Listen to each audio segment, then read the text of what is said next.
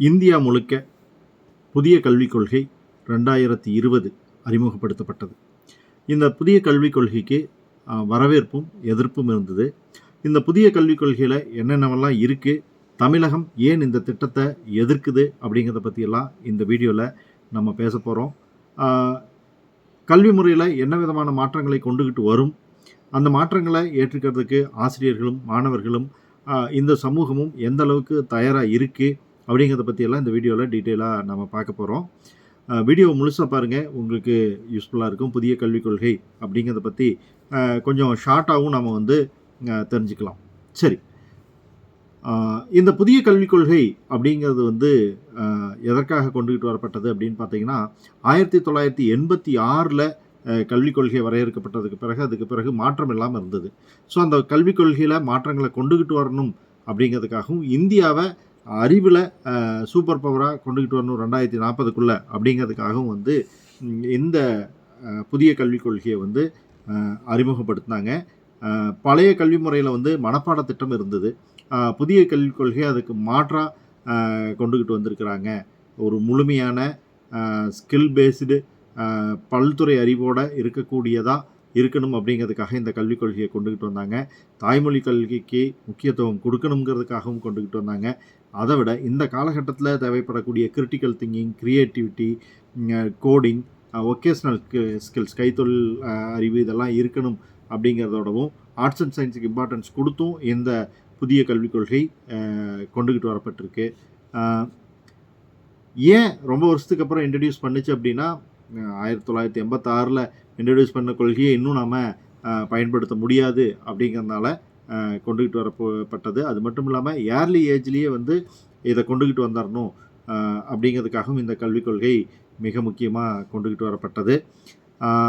அடுத்ததாக பார்த்தீங்க, மிக முக்கியமாக சொல்லணுன்னா, இப்போது இந்த 21st செஞ்சுரியில் இருக்கக்கூடிய சேலஞ்சஸை ஃபேஸ் பண்ணுறதுக்காகவும், டெக்னாலஜியை அடாப்ட் பண்ணிக்கிறதுக்காகவும், இன்டர்நேஷ்னல் ஸ்டாண்டர்டுக்கு நம்ம போகணும் அப்படிங்கிறதுக்காகவுமே இந்த கல்விக் கொள்கை கொண்டுகிட்டு வரப்பட்டது.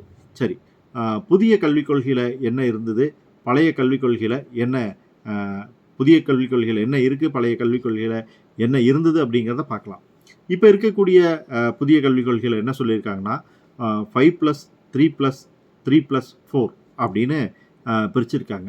இதில் ஃபஸ்ட்டு 5 இயர்ஸ் அப்படிங்கிறது என்னென்னா ப்ரீ ஸ்கூல், அதாவது 3 வயசுலேருந்து 8 வயசு வரைக்கும் இருக்கிறது.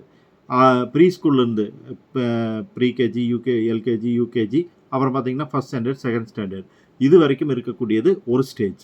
இதை ஃபவுண்டேஷனல் ஸ்டேஜ் அப்படின்னு சொல்கிறாங்க. ரெண்டாவதாக இருக்கக்கூடியது 3 இயர்ஸ் டைம். இது ப்ரிப்பரேட்டரி ஸ்டேஜ் அப்படின்னு சொல்கிறாங்க. 8லேருந்து 11 வயசு வரைக்கும் இருக்கக்கூடியது. இங்கே கிளாஸ் 3, 4, 5 இது வரக்கூடியது.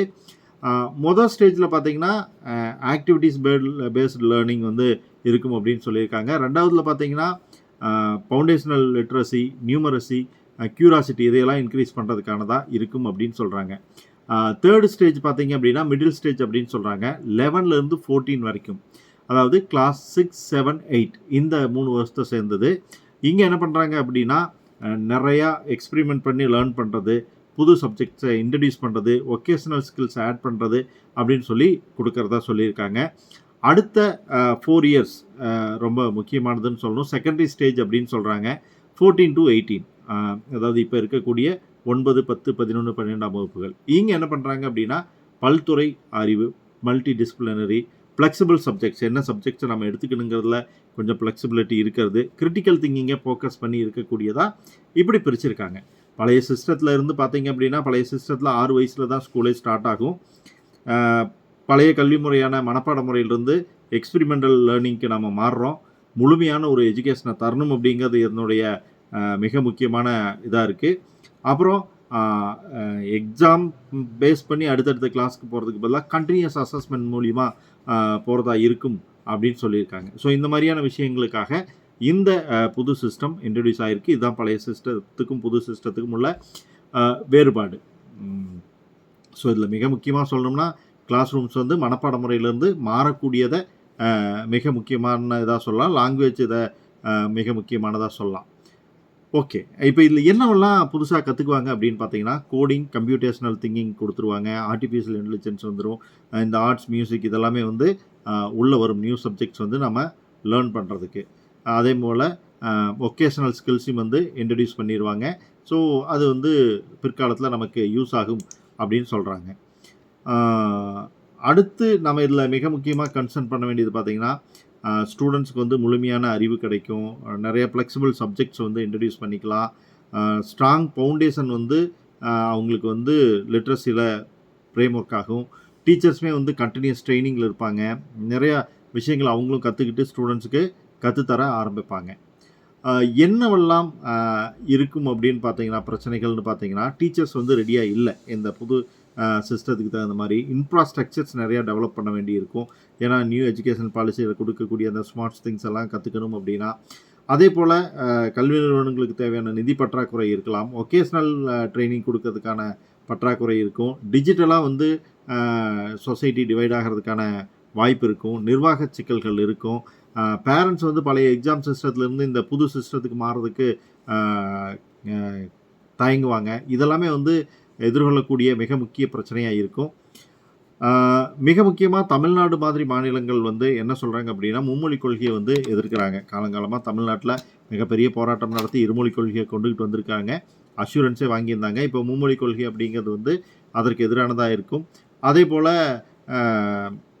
இந்த ஸ்கில் பேஸ்டு ட்ரைனிங்கில் வொக்கேஷ்னல் ட்ரைனிங் அப்படிங்கிறது வந்து பழைய மாதிரியான ஒரு தொழில் முறையை கொண்டுகிட்டு வந்துடுமோ அப்படிங்கிற பயத்தையும் வந்து கன்சர்னையும் வந்து வெளிப்படுத்தியிருக்காங்க. ஸோ இதெல்லாமே வந்து கவனத்தில் கொள்ளக்கூடிய விஷயங்கள் அப்படின்னு தான் சொல்லணும். இருமொழி கொள்கை தான் தமிழ்நாட்டை பொறுத்த வரைக்கும் மிக முக்கியமான பிரச்சனை அப்படின்னு சொல்லலாம்.